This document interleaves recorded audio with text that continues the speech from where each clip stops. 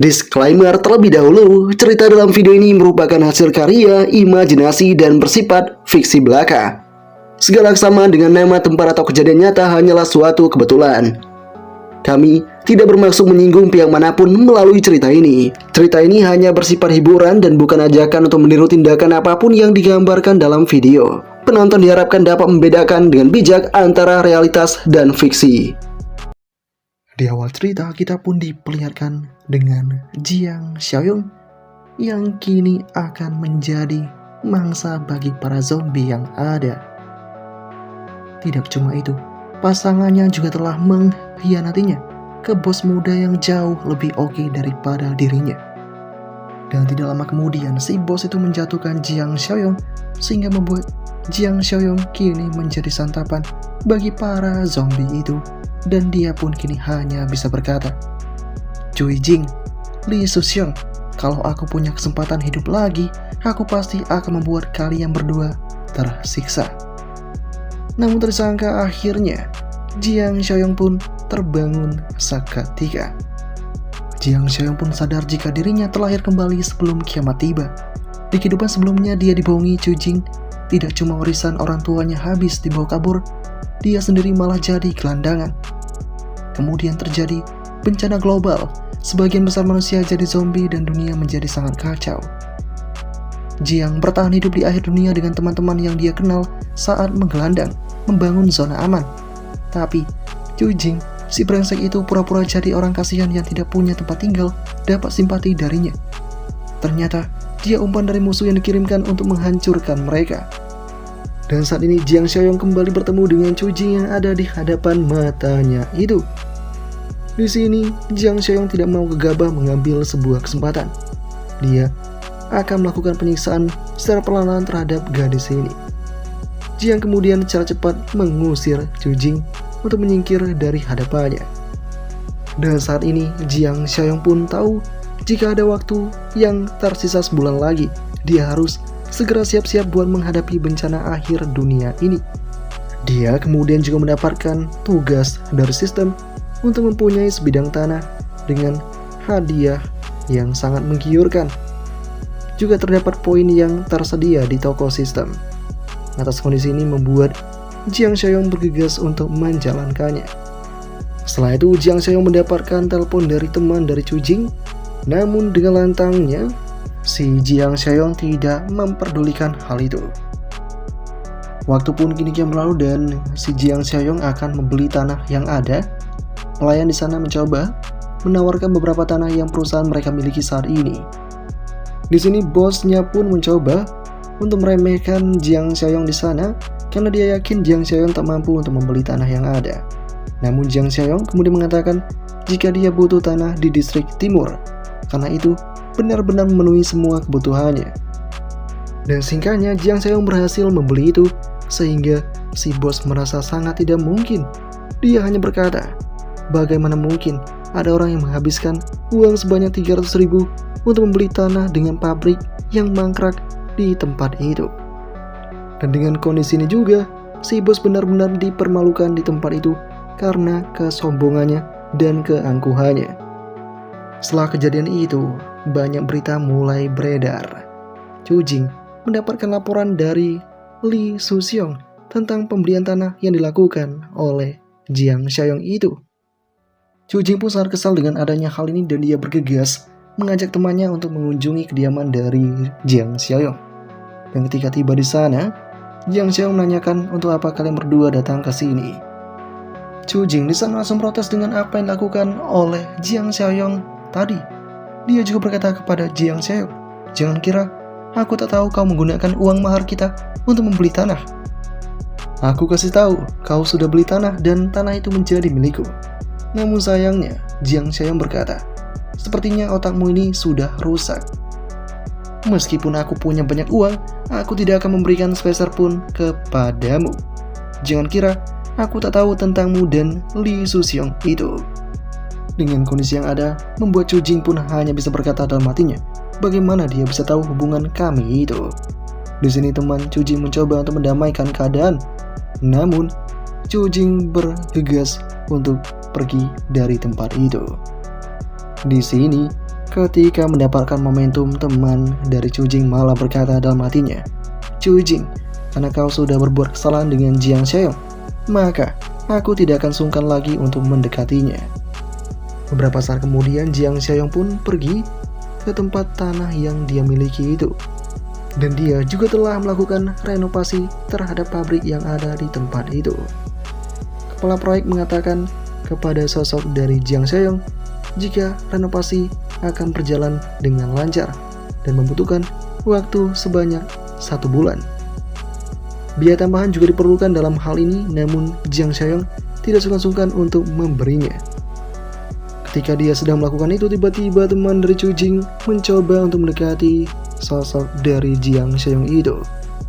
Jiang Xiaoyong kemudian berkata dalam hatinya, wanita licik ini. Di kehidupan sebelumnya, dia adalah salah satu orang yang menyuruh Chujing menipu semua harta keluargaku. Di kehidupan ini, aku pasti akan membuatnya membayar 2 kali lipat. Dan dengan kondisi ini, si Jiang Xiaoyong tanpa pikir panjang langsung mengabaikan gadis itu dan berlalu pergi begitu saja. Meski telah ditolak, si gadis berkata dalam hatinya, "Aku tak boleh melewatkan kesempatan emas ini. Chujing sudah bertengkar dengannya. Jika aku bisa menyingkirkan Chujing sekarang, tanah itu akan menjadi milikku." Sementara itu, kita pun kembali diperlihatkan dengan sosok dari Jiang Xiaoyong yang kini cukup kebingungan. Dia hanya mendapatkan 3 juta dari menggadaikan rumah ini ke bank, dan uang itu bahkan tak cukup untuk membayar tahap pertama proyek. Dia harus mencari cara untuk mendapatkan lebih banyak uang. Di sini, Jiang Xiaoyong akhirnya menyadari, karena akhir dunia telah dekat, meskipun dia menjual rumah ini tidak masalah. Tak lama kemudian, ada kakek tua yang selama ini ingin membeli rumah ini. Dengan kondisi yang ada membuat Jiang Xiaoyong tanpa ragu mengatakan, "Jika kau mau membeli rumah ini, aku akan mengabulkannya. Tapi aku punya satu syarat." Ya, Pak Tua Lidaye pun setuju dengan syarat itu. Sehingga sosok dari Jiang Xiaoyong mengatakan, "Rumah baruku akan siap dalam 6 bulan. Jadi aku harus tinggal di sini selama 6 bulan. Sebelum itu kau juga harus transfer uang 5 juta untuk membeli rumah ini ke aku, agar aku bisa membayar utang rumah baru." Ya, dengan kondisi ini, kesepakatan pun terjadi dan kini Jiang Xiaoyong mendapatkan apa yang dia mau. Jiang Xiaoyong kemudian juga mengambil hadiah dari misi sistem untuk membeli sebidang tanah.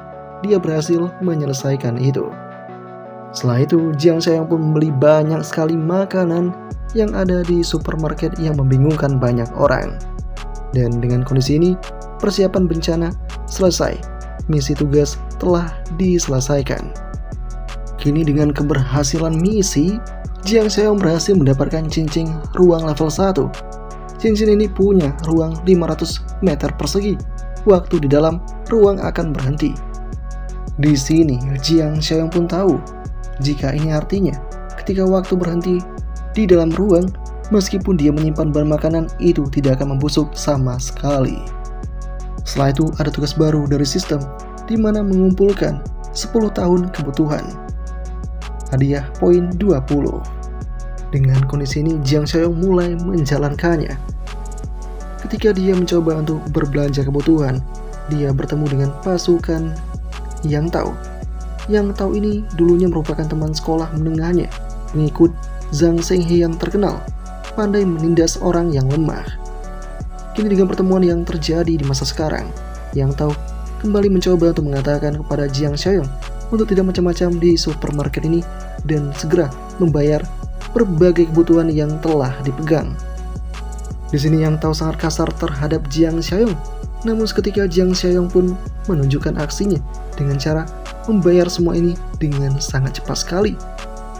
Dengan transaksi yang berhasil ini membuat sosok dari Yang Tao sangat terkejut, namun dia bergegas pergi meninggalkan tempat itu.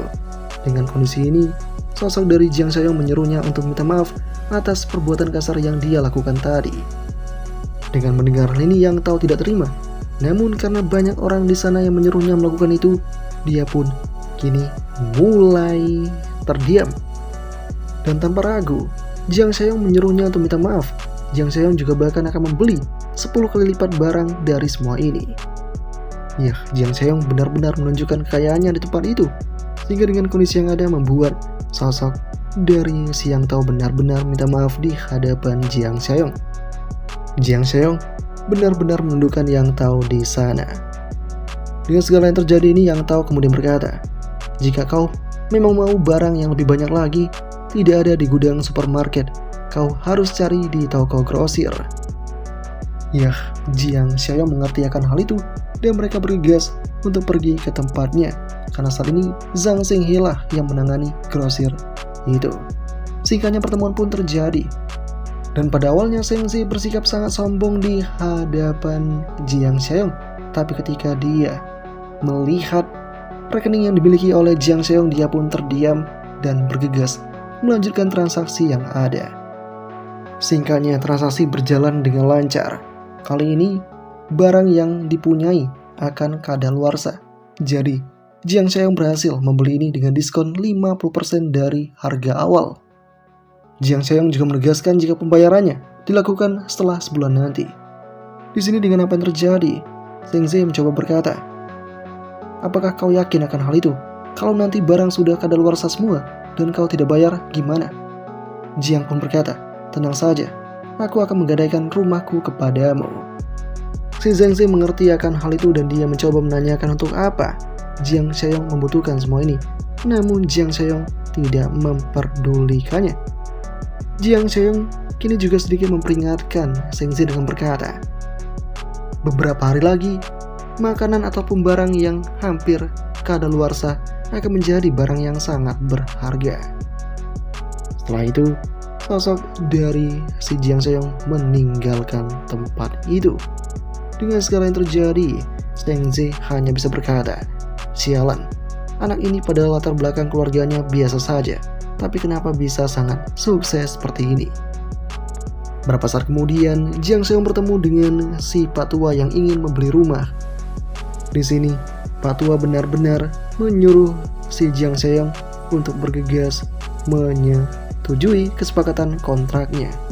Pak Tua juga mengatakan jika sejujurnya dia sangat ingin rumah ini karena cucu perempuannya mau pindah sekolah dan butuh segera rumah untuk mengurusi administrasi. Kini, proses penandatanganan kontrak terjadi di sana. Dan dengan kondisi ini, Pak Tua pun bergegas untuk pergi. Di sini dalam hatinya Jiang Seong berkata, berada di kalangan bawah, tapi baik dan tulus. Dia dan cucu perempuannya itu di akhir zaman nanti tidak mungkin bisa bertahan dalam waktu 1 bulan.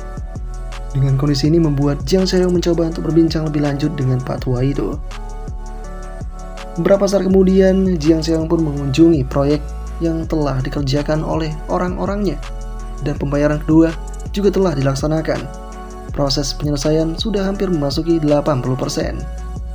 Di sini, tempatnya pun sangat luas dan dipenuhi dengan banyak sekali makanan. Dan singkatnya misi dia pun kini telah selesai. Cukup makan 10 tahun telah disempurnakan dan berhasil meraih poin 20.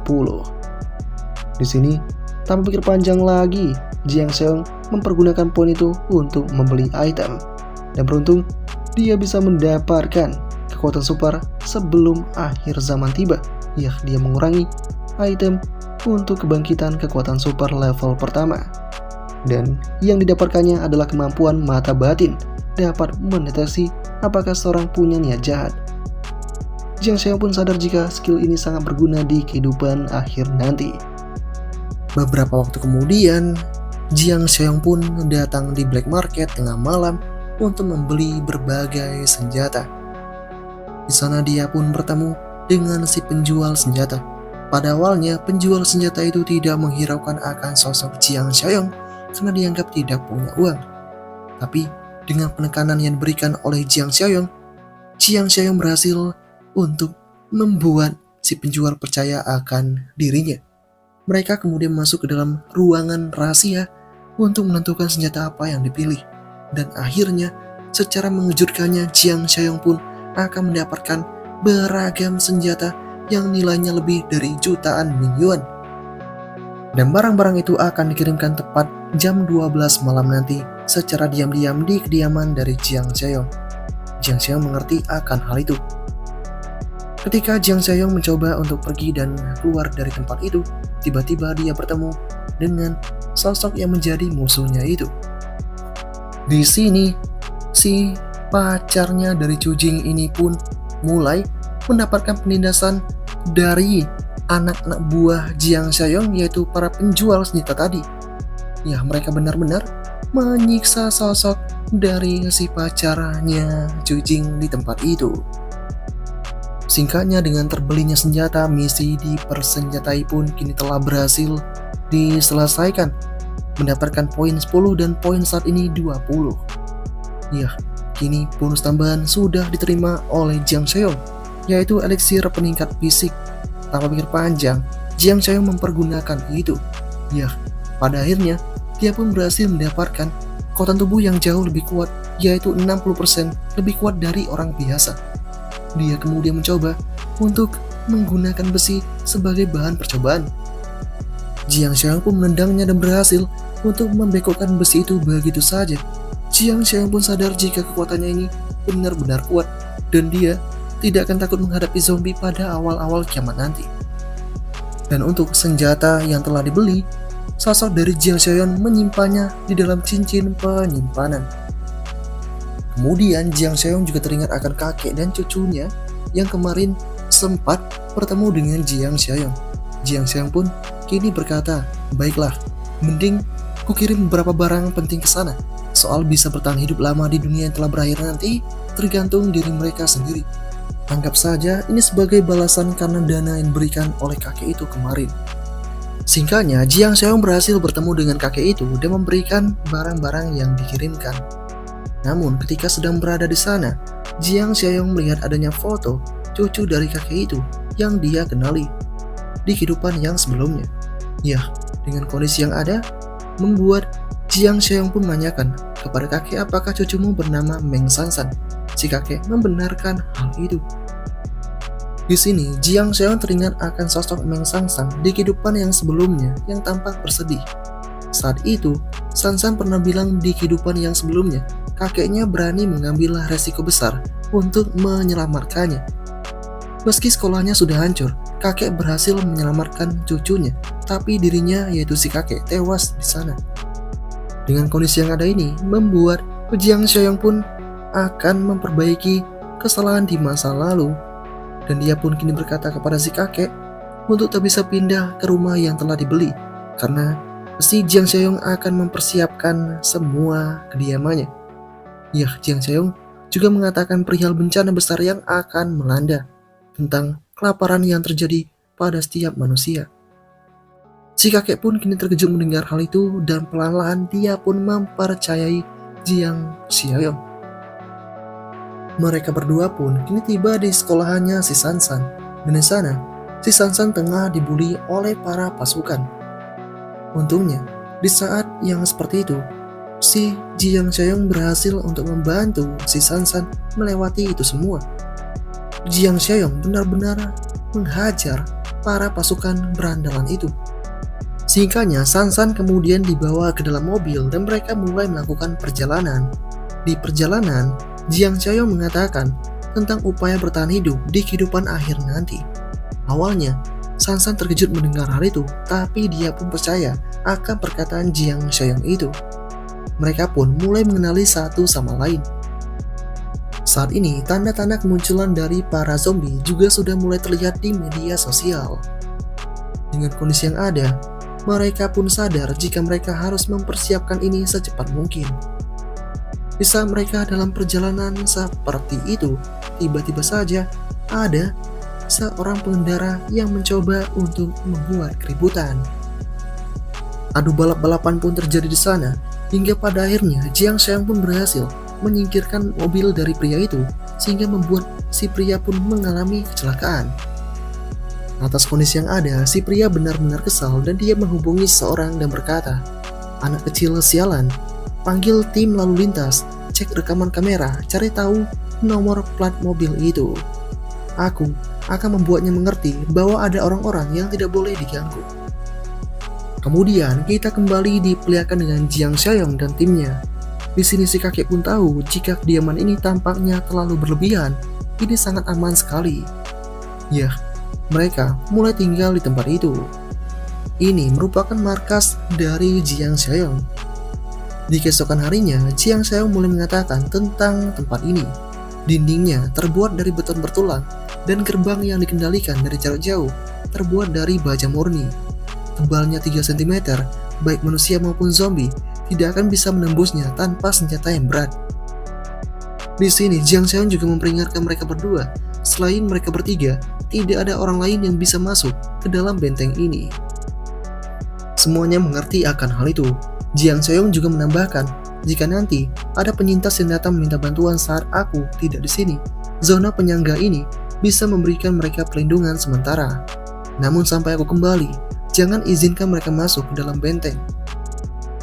Tak lama kemudian juga, Jiang Seong akan menunjukkan bagian gudang makanan. Di sana terlihatlah banyak sekali makanan yang tersedia. Sebelum itu juga, si Jiang Seong memeriksa keadaan dari mereka berdua dengan kemampuan mata batinnya. Untungnya, Jiang Seong tidak menemukan tanda-tanda perlawanan dari kedua orang ini. Jiang Seong kemudian juga membekali kedua orang ini dengan senjata yang dimiliki. Yakini, duanya akan bersiap untuk melakukan segala rencana. Lama kemudian, Jiang Seong mendapatkan tugas dari sistem untuk menemukan teman lama di kehidupan yang sebelumnya, yang saat ini bernama si Zhang Qi. Tak pikir panjang, Jiang Seong bergegas untuk menemukan teman lamanya itu. Ya, kita pun diperlihatkan dengan Zhang Qi yang kini tengah karaoke bersama dengan teman-teman sekolahannya. Ketika mereka telah selesai untuk berkaraoke dan mencoba untuk pergi ke toilet, mereka bertemu dengan seorang pria yang tampak sombong, yang dimana langsung menghajar mereka begitu saja, karena si pria sombong ini menganggap jika keduanya mencoba untuk mengganggu wanitanya. Ketika ini terjadi, ada pegawai yang mencoba menghentikan itu. Namun pegawai mendapatkan respon yang tidak terduga dari pria sombong itu. Pria sombong berkata, "Sial, kau berani menantangku? Kau tak tahu siapa aku, bahkan bosmu pun tidak berani menyentuh pakaianku." Ketika dalam keadaan tertindas, pegawai menyuruh Zhang Qi dan temannya untuk bergegas pergi meninggalkan tempat ini. Mereka berdua pun bergegas untuk pergi dari sana. Mereka kembali bertemu dengan teman-teman mereka yang lagi pada karaoke. Zhang Qi mengatakan tentang perihal yang mereka temukan di luar tadi, dan kini si botak di sana pun cukup kesal karena mereka sebagai anak teknik tidak mungkin menyerah begitu saja. Si botak mencoba untuk memanggil rekan-rekan mereka dari satu jurusan, namun Zhang Qi mengatakan, "Sudahlah, kita akan segera lulus, jangan cari masalah." Mereka semua pun ingin berdamai, tapi setelah itu tiba-tiba para pasukan dari si pria sombong tadi datang ke tempat itu dan mulai menindas satu persatu di antara mereka. Pegawai tadi juga tampak babak belur, dan kali ini juga si botak juga mendapatkan sebuah pukulan yang sangat telak ke arah kelapanya dengan menggunakan botol minuman. Zhang Qi pun terlihat mulai khawatir dengan keadaan. Dan saat kemudian, tibalah sosok dari Jiang Seong di sana. Jiang Seong akan bergegas masuk ke dalam tempat karaoke itu. Saat ini di tempat karaoke, keadaan benar-benar kacau. Shen Song benar-benar terluka di sana. Atas kondisi yang ada ini, membuat si pria sombong berkata kepada wanitanya, "Gimana? Sudah merasa lega sekarang?" Si gadis yang mendengarnya berkata, "Lega gimana? Bukan dia yang menabrakku dan menggangguku." Yah, gini. Si pria sombong pun sadar jika itu merupakan sosoknya Zhang Qi. Ketika ini sedang terjadi, Shen Song tidak mau menyerah. Dia kembali mencoba menyerang, namun dihadang oleh para pasukan dari si boy ini. Atas kondisi ini, membuat si boy kemudian berkata, "Sial, tidak menyangka kau ini berani juga." Tanpa pikir panjang, si boy kembali menghantam kelapa yang dimiliki oleh Shen Song di sana, sehingga membuat Shen Song pun terkapar begitu saja, tidak sadarkan diri. Zhang Qi beserta yang lainnya hanya bisa melihat itu. Saat kemudian Zhang Qi pun kesal dan mencoba untuk memberikan perlawanan. Pertarungan mulai terjadi di tempat itu. Dengan situasi yang sedang terjadi, ada pasukan dari pria sombong yang kini cukup ketakutan dengan apa yang ada di hadapan mata. Dan tidak lama kemudian, secara mengejutkannya, si petugas tiba-tiba merasa ada yang aneh dengan tubuhnya. Sementara itu, Zhang Qi kini mulai menghadapi para pasukan dengan sekuat tenaganya. Dan saat kemudian, tiba-tiba, si pegawai tadi pun kini telah berubah, matanya mulai memerah. Dan kini, berusaha untuk menyerang ke arah orang-orang yang ada di sekitarnya. Dia kini berhasil untuk menggigit si Bai yang ada di tempat itu. Si Bai pun kini tergigit begitu saja, dan kini dia mengatakan kepada pegawai itu, "Lepaskan, apakah kau ini seekor binatang yang berusaha menggigitku?" Ketika ini terjadi, Lausan, si pengecut dari tim pria sombong, kini mencoba untuk membantu si Bai di tempat itu. Ya, dengan menggunakan tangannya, dia berhasil untuk melakukan pelepasan. Tapi saat kemudian, dia juga tergigit oleh si pegawai yang ada.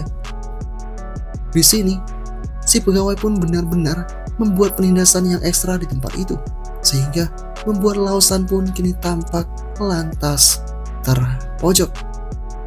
Tidak lama kemudian tibalah Jiang Xiong di sana yang langsung menangkap leher dari pegawai dan tanpa basa-basi lagi langsung menghantamnya begitu saja. Kini Jiang Xiong juga menyuruh semuanya untuk berhenti melakukan pertarungan. Atas kondisi yang ada ini, Lausan kemudian berkata, "Orang gila itu padahal skuad banteng, tapi bisa ditahan hanya dengan satu tangan oleh bocah ini." Di tengah kondisi ini, si Boy kemudian berkata, "Kau ini siapa? Beraninya kau menghentikan kami?" Ketika ini terjadi, Jiang Xiong tidak memperdulikan itu, dan dia malah menanyakan kepada Zhang Qi apakah Zhang Zi tergigit atau tidak. Zhang Qi mengatakan jika dia tidak tergigit. Dengan mendengar hal itu membuat Jiang Xiong mengajaknya untuk bergegas mengikutinya. Tapi ketika Zhang Qi mencoba melangkah, Boy mengatakan, "Tunggu, urusan kita belumlah selesai." Ya, tidak lama setelah itu si Bai di sana mengatakan, "Kakak, aku batuk, kepalaku pusing sekali." Kini si Boy mengatakan jika flu semakin parah. Namun, jelas saja Jiang Xiong tahu akan situasi ini. Apalagi tanda-tanda mulai terlihat di tempat itu. Kini Jiang Xiong menanyakan kepada si Bai, "Apakah baumu dia yang menggigitmu?" Si Bai membenarkan hal itu. Dengan apa yang terjadi, membuat Jiang Xiong berkata dalam hatinya, dari cara bicaranya, sepertinya pria ini sudah terinfeksi. Lalu, saat ini, digigit di tempat yang dekat dengan kepala, sepertinya akan segera berubah. Saat kemudian, orang-orang bingung dengan apa yang dilakukan oleh si Jiang Xiong, karena Jiang Xiong lantas langsung membuang tubuh dari pegawai begitu saja ke dalam sebuah ruangan. Jiang Xiong juga tak lupa mengunci pintu itu serapat mungkin. Di sini Jiang Xiong berkata dalam hatinya, "Untung saja zombie sekarang belum cukup cerdas untuk membuka pintu." Setelah kejadian itu, Jiang Xiong mulai menegaskan kepada Zhang Qi, "Zhang Qi, katakanlah siapa saja yang harus kuhajar." Zhang Qi yang mendengarnya kini berkata, "Apakah kita ini saling kenal?" Ya, mereka ini belum saling kenal padahal. Namun, sosok dari si Jiang Xiong sudah berhasil mengetahui akan rekan lamanya. Saat kemudian, sosok dari si Boy mencoba menyerang Jiang Xiong di sana karena menganggap Jiang Xiong terlalu sombong. Namun, jelas saja, Jiang Xiong bergegas menghantam pria itu begitu saja, sehingga membuat meja yang ada di sana hancur seketika. Dengan kondisi ini, si Bai mulai kesal dan mencoba untuk melakukan perlawanan, tapi kali ini tanpa basa-basi lagi, Jiang Xiong juga menghantamnya. Pria itu pun terjatuh seketika, dan dia sudah tidak sadarkan diri. Ketika ini terjadi, Lausan di sana mengatakan, "Kenapa? Apakah kau tidak bisa bertahan dengan satu pukulan dari pria ini?" Di tengah kondisi yang ada ini, Jiang Xiong menegaskan dengan lantang, "Apakah ada yang masih tidak terima dengan semua ini? Ingin mencoba pukulanku, datanglah sekarang juga." Dan karena tidak ada yang mau maju, Jiang Xiong kemudian berkata kepada Zhang Qi, "Zhang Qi, bawa teman-temanmu, tunggulah aku di luar." Zhang Qi pun mengerti akan hal itu. Zhang Qi dan teman-teman bergegas untuk pergi keluar dari tempat karaoke. Saat kemudian, para pasukan Boy juga ingin beranjak keluar dari sana, tapi mereka malah dihentikan oleh Jiang Xiong. Kini, dengan lantangnya Jiang Xiong berkata, "Hanya minum sedikit lalu kehilangan kendali. Hampir saja saudaraku tewas di sini. Dengan kondisi ini membuat si boy berkata, "Kau bicara apa?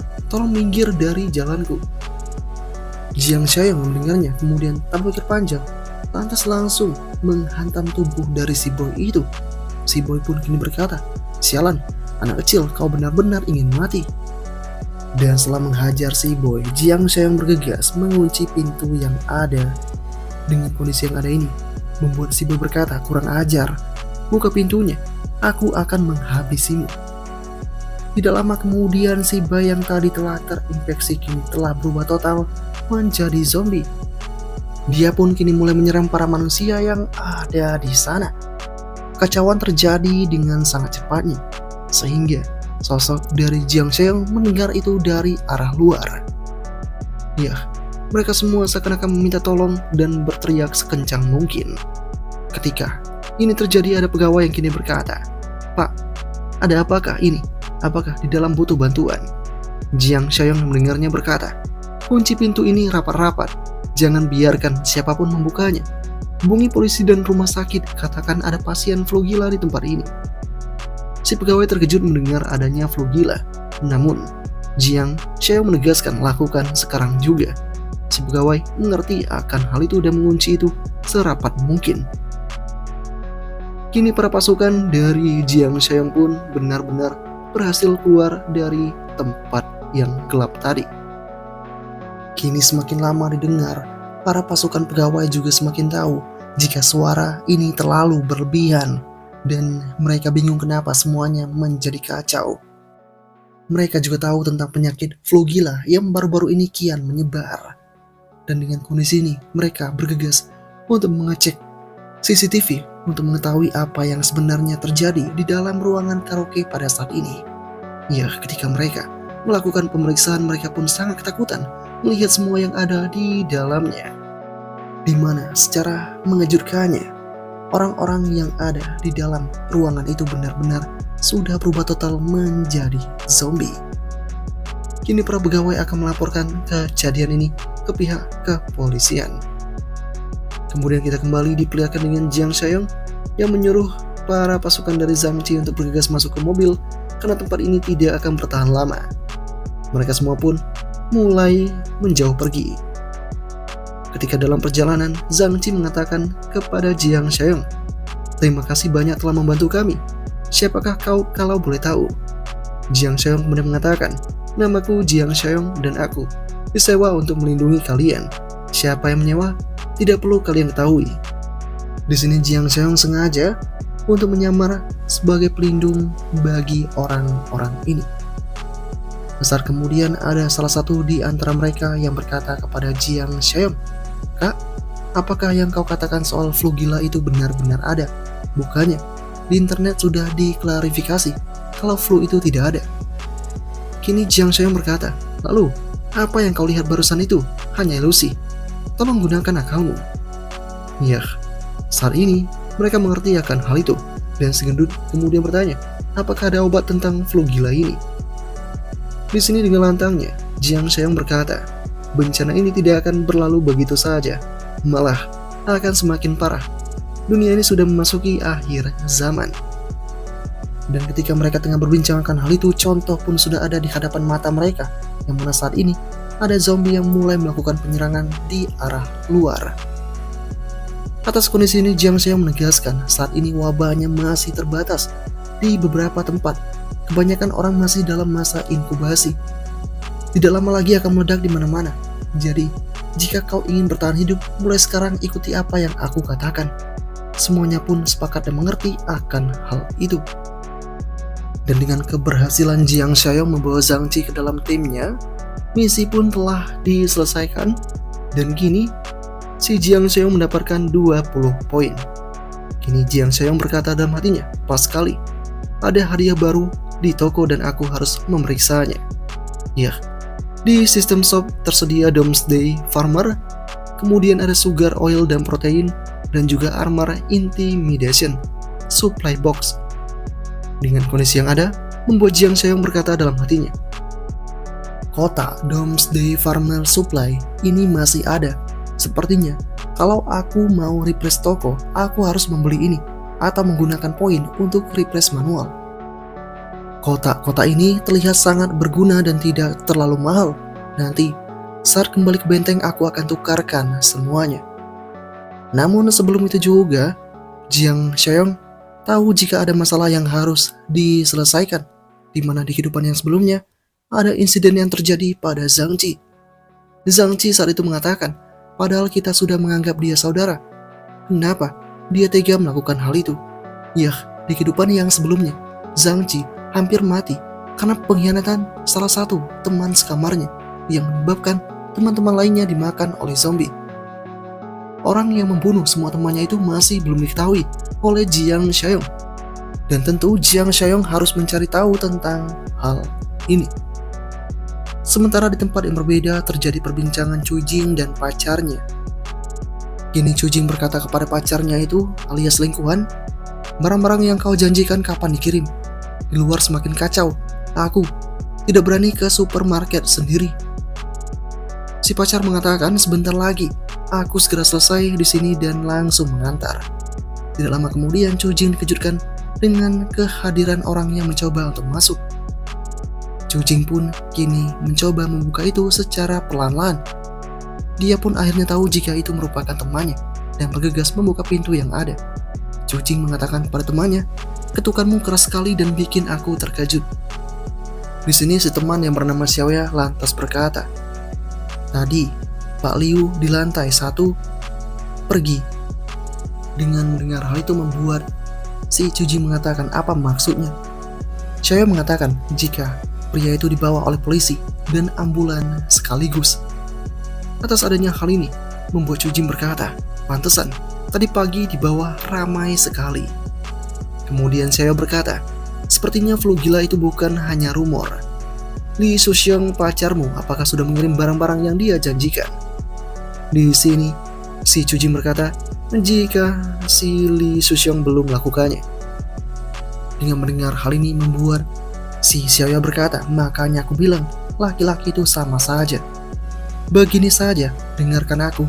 Telepon dia, katakan padanya bahwa Jiang Xiaoyong punya banyak stok barang. Dan tentu bisa memberikan si Li Shuxiang ini keuntungan besar di tengah pandemi.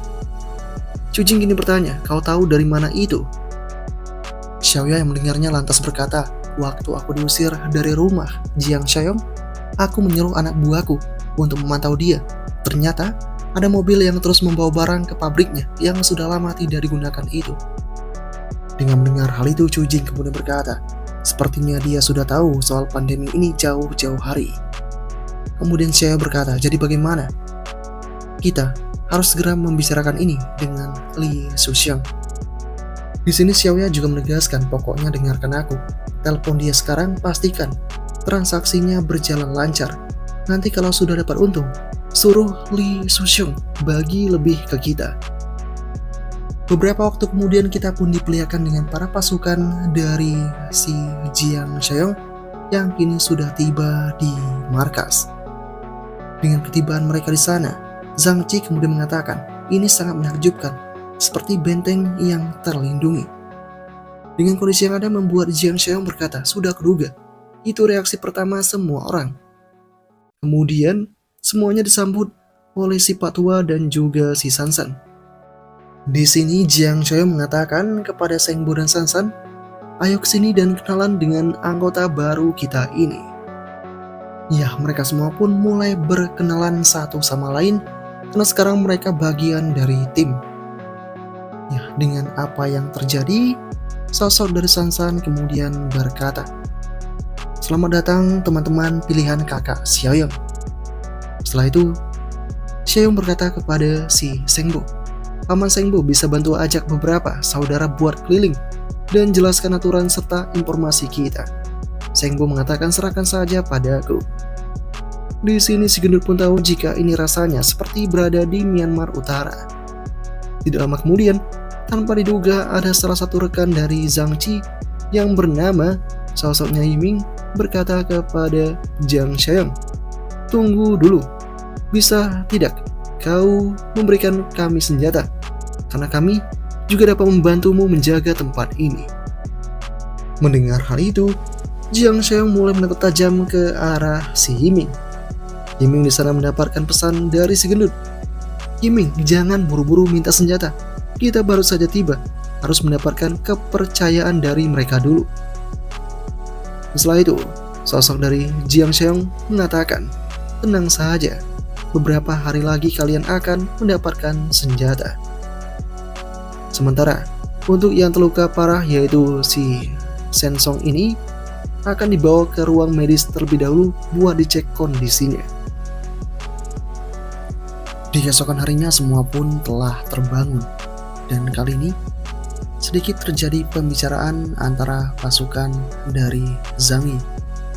Di sana, Yiming berkata kepada si gendut, kenapa kau hentikan aku tadi? Kalau tadi kamu tidak tahan aku, mungkin si Jiang Xiaoyong sudah memberi kita senjata. Kondisi kita sekarang, kalau dibilang cukup baik, memang cukup baik, kita dilindungi. Tapi, sisi buruknya kita ditahan di tempat ini. Dengan mendengar hal itu, si gendut kemudian berkata, jangan bicara seperti itu, dia sudah menyelamatkan kita. Meski dalam keadaan yang seperti ini, tetap saja, si Yiming berkata, apakah kita tahu latar belakang pria itu? Kenapa dia repot-repot menyelamatkan kita? Di sini Zhang Yi berkata, bukankah dia bilang ada yang bayar dia buat jaga kita? Kini dengan lantangnya sosok dari si Yiming berkata, siapa yang bayar? Dia tidak mau bilang yang sebenarnya. Kita tidak tahu apakah dia pembohong atau penipu. Lagian, kamu bisa melihat sendiri gimana perlakuan dia kepada si Sensong. Katanya dipantau di ruang medis, tapi ruang medis itu sangat tertutup sekali dan pintunya seakan-akan lebih kuat dari penjara. Mungkin saja dia malah mau mengambil ginjalnya Sensong. Makanya kita harus gerak terlebih dahulu. Si gendut yang mendengar itu berkata, tapi gimana kalau kita salah? Malah jadi tidak tahu terima kasih. Yiming pun berkata, lebih baik aku duluan yang mengkhianati daripada dihinati. Kalau yang Xiaoyong bilang benar, kita bisa ambil alih benteng ini dan pegang kendali. Di sini, selain Xiaoyong dan kita, cuma ada pria tua dan gadis itu. Kalau Xiaoyong tidak ada, kita bisa tangkap mereka. Kebetulan juga si gadis lumayan menarik. Atas adanya perkataan itu, mendadak suasana menjadi hening. Untungnya, saat kemudian Yiming berkata jika dia tengah bercanda saja. Saat ini terjadi, Zhang Yi mengatakan, aku cukup lega. Jangan bicara seperti itu lagi. Kau tidak boleh melakukan hal-hal aneh. Si gendut juga membenarkan itu.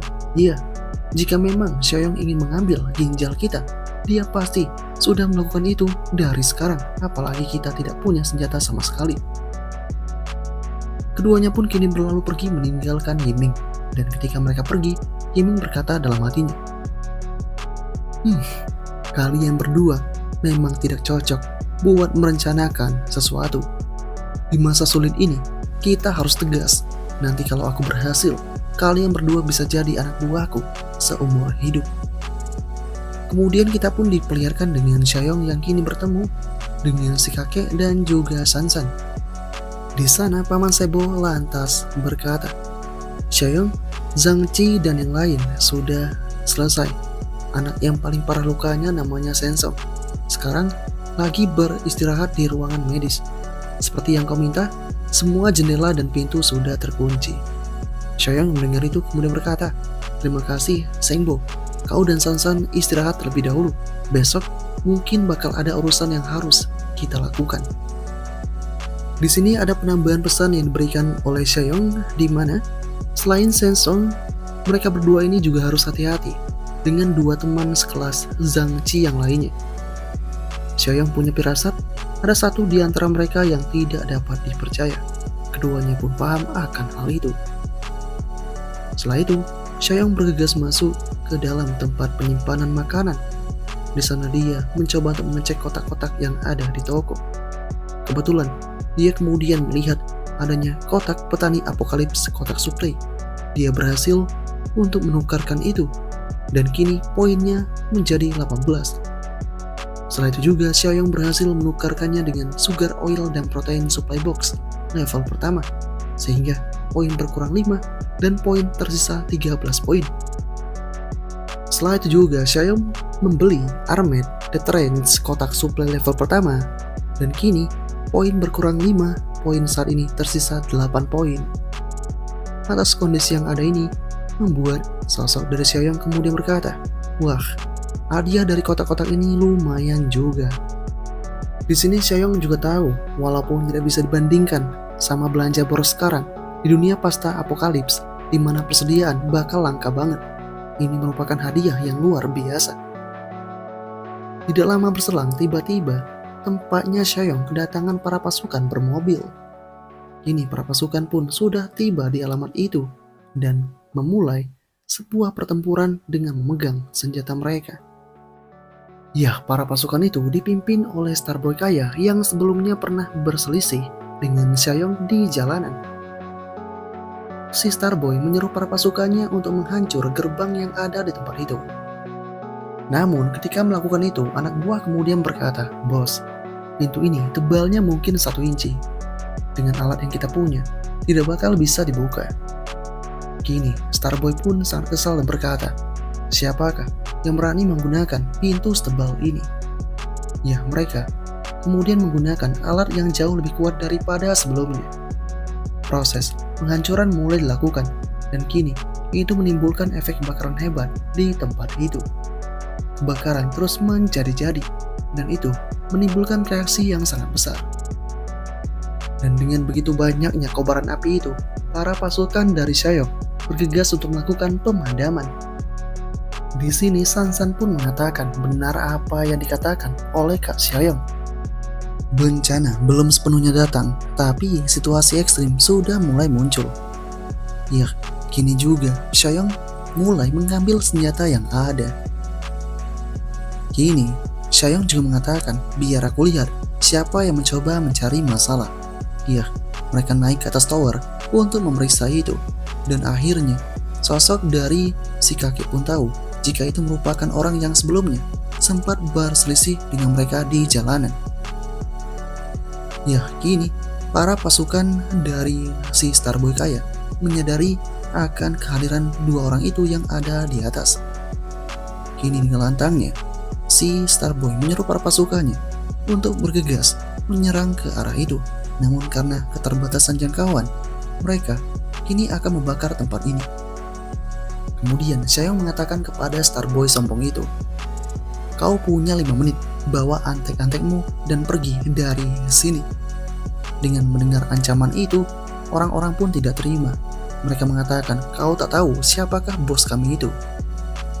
Para pasukan Starboy ini akan kembali menyerang dengan kobaran api mereka. Tapi saat kemudian, Xiaoyong mendapatkan misi baru yang diterbitkan. Ya, kini juga Sengbo bertanya, apakah kita harus memberikan tembakan peringatan kepada mereka? Misi baru juga didapatkan oleh Xiaoyong, di mana tujuan misi adalah markas sedang diserang dan segera atasi ancaman ini, hadiah poin 10. Kini dengan lantangnya, Xiaoyong berkata kepada Sengbo, "Tembak peringatan itu terlalu sepele. Lihat mereka, jelas-jelas geng kriminal. Ketertiban belum sepenuhnya runtuh, tapi mereka udah berani bakar-bakar. Mereka tidak peduli kalau ada orang yang terbakar sampai mati. Kalau kita membiarkan orang-orang seperti ini hidup sampai apokalips, mereka tidak cuma akan menyakiti lebih banyak orang, tapi juga akan menjadi ancaman buat kita." Tembakan penghabisan mulai dilakukan oleh Xiaoyong, sehingga satu tangan dari Starboy kaya kini mulai menghilang begitu saja. Starboy kaya pun kini sangat kesakitan. Dan kini Xiaoyong berkata, tembakannya meleset. Sudah terlalu lama hidup tenang sampai kemampuan menembakku kini cukup berkurang. Atas kondisi yang ada, membuat orang-orang dari Starboy sadar jika para pasukan dari Xiaoyong punya senjata yang sangat kuat. Mereka pun mencoba untuk kabur dan mundur terlebih dahulu. Mereka mencoba untuk melangkah menjauh dari sana. Namun Xiaoyong dengan lugas mengatakan, "Aku harus selesaikan hari ini juga. Aku tidak suka menunda-nunda." Tembakan demi tembakan dikeluarkan oleh Xiaoyong, sehingga satu persatu anak buah dari Starboy kaya itu pun kini lantas terbunuh seketika. Saat ini, Starboy kaya beranjak untuk pergi menggunakan mobil yang ada.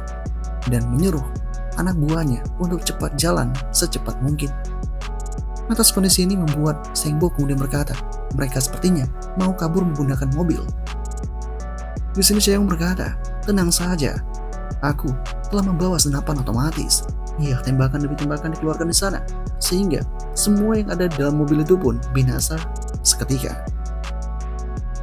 Seong pun berhasil menjalankan semuanya, dan dengan kondisi yang ada, membuat Sengbo berkata dalam hatinya, cara dia menembak dari pinggang dan reload, bahkan waktu aku bertugas dulu, tidak secepat ini. Siapa sebenarnya anak ini? Dan saat ini di luar markasnya Jiang Seong, kekacauan benar-benar terjadi di tempat itu. Kini juga, si Seong mulai mengatakan kepada si Sengbo, Paman, panggil Zhang Qi dan yang lainnya buat bantu bersih-bersih. Ketika Seong mengatakan itu, dia kemudian mencoba untuk membatalkan rencana itu. Seong berkata dalam hatinya, kita masih di awal bencana. Gimana kalau kita biarkan mereka berubah jadi zombie dulu, biar Zhang Qi dan Sansan latihan. Ya, saat ini Seong mengatakan kepada paman untuk tidak terburu-buru, dan orang di luar ini akan mereka biarkan begitu saja karena Seong punya rencana lain buat mereka. Setelah itu kita pun diperlihatkan dengan para pasukan dari Lee Shishong yang kini sudah ada dalam perjalanan. Di sini juga tanpa diduga, Lee Shishong membawa para pasukannya dan ditemani oleh dua gadis yang dia kenali. Saat ini, dengan keadaan yang terjadi, sosok dari Cui Jing pun tahu jika temannya ini sepertinya punya maksud lain untuk mendekati Lee Shishong itu. Dan singkatnya, tibalah mereka di sekitaran kediaman dari Xiaoyang. Di sini juga mereka akan parkir di tempat ini.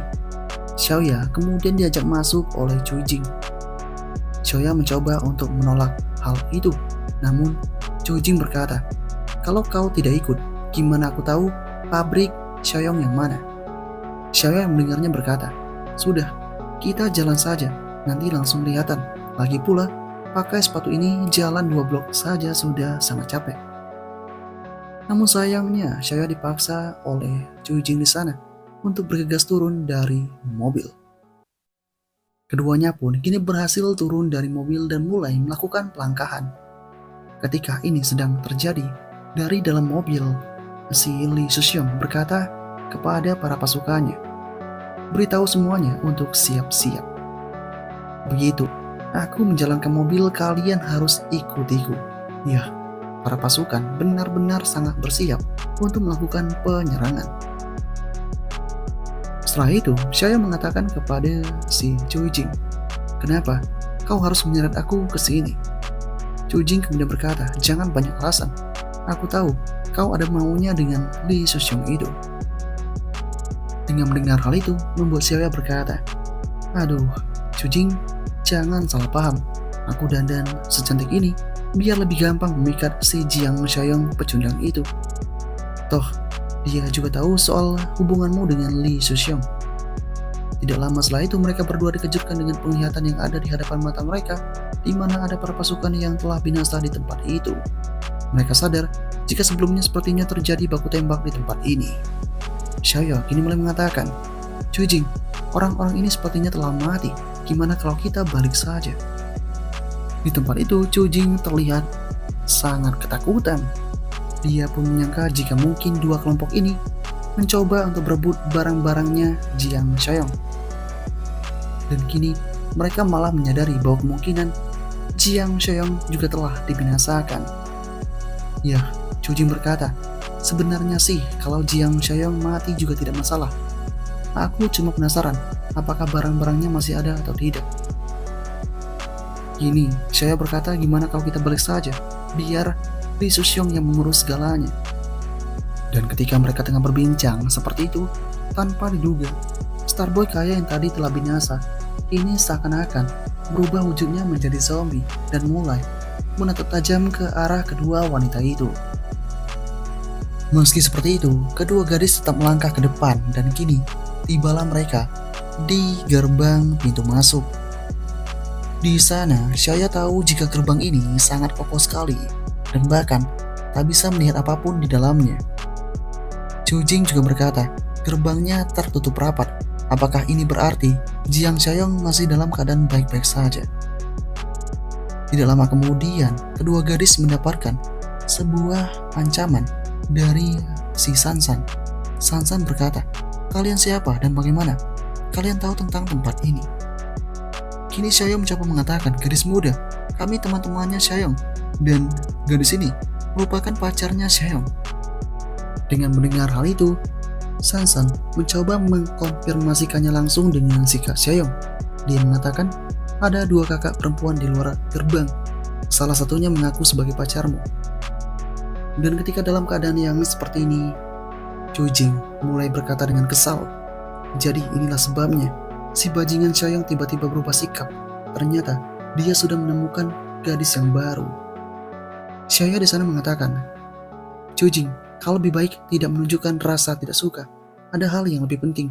Dan wanita di atas sana juga membawa panahan. Sekarang aku mulai ragu apakah pasukan Li Suxiong bisa menangani ini. Kini Jing berkata, jangan khawatir. Para pasukan dari Li Suxiong mampu mengatasi itu. Dia membawa beberapa pistol. Asalkan kita bisa membuka gerbang, dia pasti bisa mengalahkan Jiang Xiaoyong itu. Lama kemudian, Xiaoyong mulai berkata kepada kedua gadis itu, apa yang kalian lakukan di sini?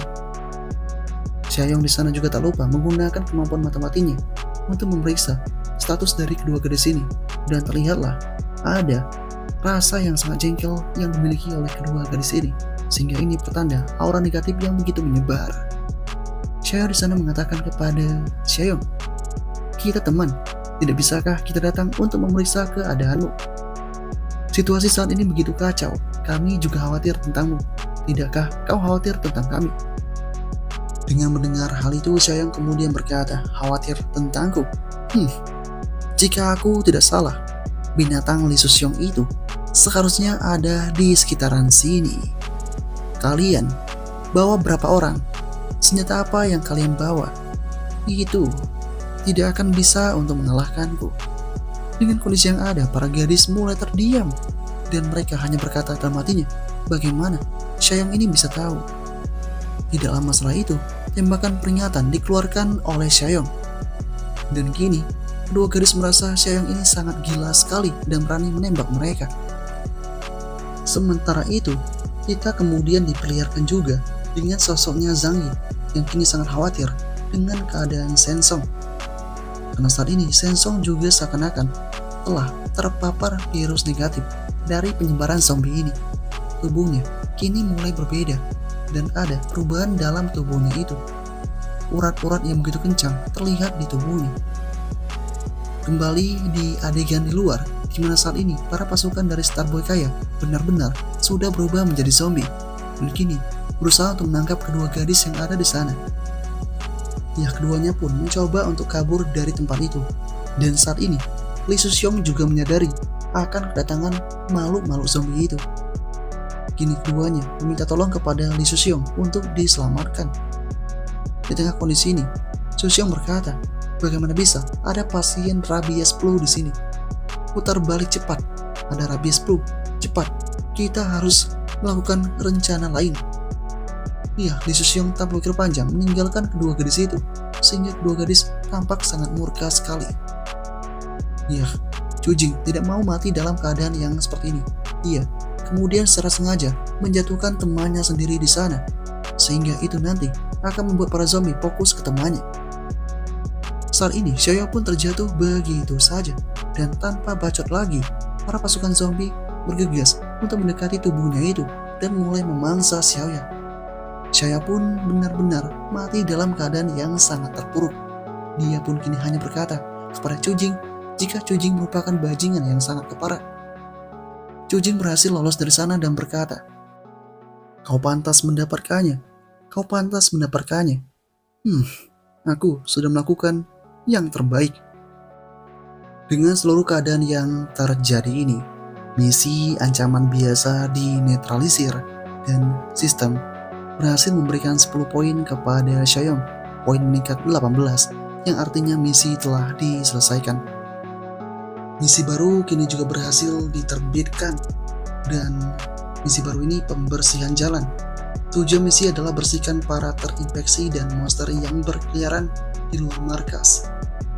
Poin hadiah 10. Ketika dalam kondisi yang seperti ini, Sansan kemudian berkata kepada Xiaoyong, "Kenapa mereka semua tiba-tiba berubah menjadi zombie?" Dengan kondisi ini membuat Xiaoyong lantas berkata, "Jadi, ini benar-benar awal dari apokalips. Saat ini, udara dipenuhi sumber infeksi asing. Orang mati yang terpapar di luar ruangan akan cepat bermutasi jadi zombie. Bahkan, yang terluka atau fisiknya lemah, di antara yang masih hidup berisiko tinggi bermutasi." Saat ini Sansan mengerti akan perkataan dari Xiaoyong itu. Kemudian juga Xiaoyong menegaskan kepada Sansan, "Panggil semua orang, kita adakan pertemuan." Ya, pertemuan pun terjadi di antara para pasukan dari Xiaoyong itu. Di sana Xiaoyong menegaskan dengan lantang kepada para pasukannya, "Jadi, selama 2 hari ke depan, kecuali benar-benar perlu, tetaplah di dalam ruangan. Tutup rapat jendela dan pintu, dan biarkan tubuh kalian perlahan beradaptasi dengan sumber infeksi. Ini akan sangat mengurangi resiko mutasi." Apakah yang akan terjadi selanjutnya? Part pertama berakhir sampai di sini.